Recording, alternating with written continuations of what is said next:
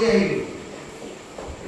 ল'ৰা ছোৱালী যদি সমাজলৈ ওলাই আহে কিছুমান শিক্ষা তেওঁলোকে দেখা দেখি শিকি যায় সামাজিক শিক্ষাবিলাক কেনেকৈ এখন সমাজত উঠা মেলা কৰিব লাগে কেনেকৈ কথা বতৰা পাতিব লাগে সমাজখন চলাৰ পদ্ধতি কেনেকুৱা কি ধৰণে কথা বতৰা কৰিব লাগে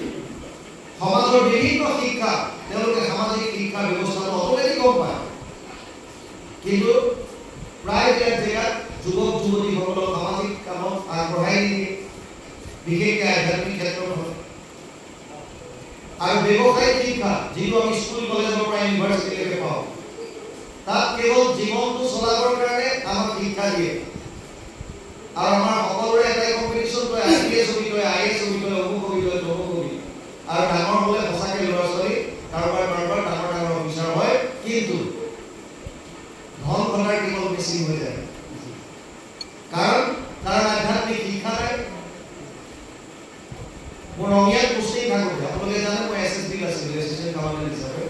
2022 ভলণ্টিয়াৰ ৰিটায়াৰমেণ্ট ল'লোঁ ৰাইজৰ লগত থাকিলোঁ মানুহক সম্পূৰ্ণ হ'বৰ কাৰণে প্ৰয়োজন ভাৱত যদি শুদ্ধতা নাথাকে তেতিয়াহ'লে আপোনাৰ এটা কৰ্ম বা বাণী কেতিয়াও শুদ্ধ হ'ব নোৱাৰে প্ৰথম হ'ব লাগিব ভাৱৰ শুদ্ধতা কাৰণ আমি কিবা এটা কৰ্ম কৰাৰ আগত কিবা এটা কথা কোৱাৰ আগত প্ৰথমতে মনলৈ এটা ভাৱ আহে যাৰ যেনেকুৱা ভাৱ তাৰ তেনেকুৱা কৰ্ম ভাৱত যেতিয়ালৈকে শুদ্ধতা নাহিব তেতিয়ালৈকে আপোনাৰ বাণী আৰু কৰ্ম শুদ্ধ হ'ব নোৱাৰে সেইকাৰণে এখন সুন্দৰ সমাজৰ কাৰণে এটা সুন্দৰ মনৰ প্ৰয়োজন আমি স্বচ্ছ ভাৰতৰ কথা কৈছোঁ ঘৰত স্বচ্ছ ভাৰত বাহ্যিকভাৱে নহয় আভ্যন্তৰীণভাৱে কৰিবলৈ চেষ্টা কৰক মানুহৰ মনবিলাক স্বচ্ছ কৰি তোলক এৱাৰনেছ জগাওক মানুহক ইমানকৈ বুজাওক যে মনটো শুদ্ধ কৰা কাৰণ এখন সুন্দৰ সমাজ গঢ়ি তুলিবৰ কাৰণে প্ৰত্যেকজন মানুহৰ এটা সুন্দৰ মন লাগিব আপুনি ধাৰ্মিকভাৱে বাকীভাৱে যিয়ে যি নকৰক কিয় মনৰ শুদ্ধতাটো আপোনাক লাগিব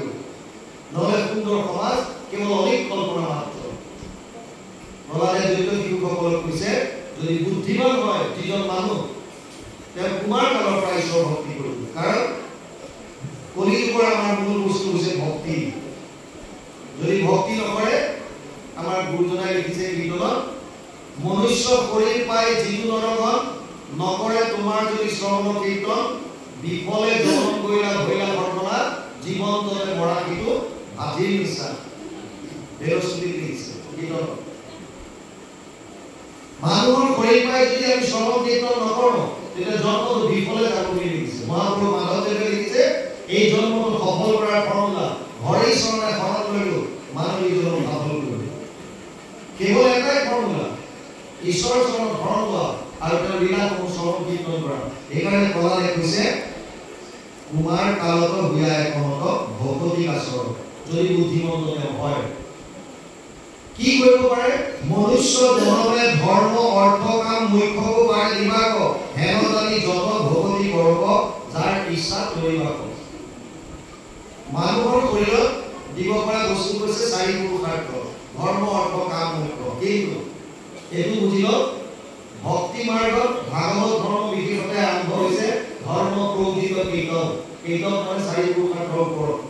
মুক্তিকো যোনে বাঞ্ছা নকৰে তাক ভাগৱত ধৰ্ম আহিছে ভক্তি সেইকাৰণে মহাপুৰুষ মাধৱদেৱেও ঘোষা আৰম্ভ কৰিছে মুক্তিটো নিস্পৃহা